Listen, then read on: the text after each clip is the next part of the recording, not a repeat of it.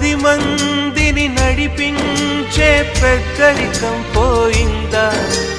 నడివీధికి తల వంచే శాపం వెంటాడిందా?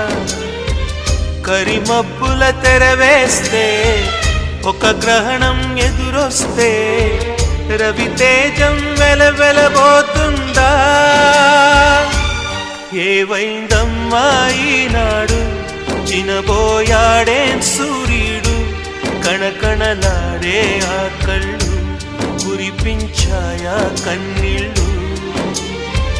కనిపించని ఆ మనసు వెన్నని ఎవరికి తెలుసు? అంతా తన వారే అయినా తను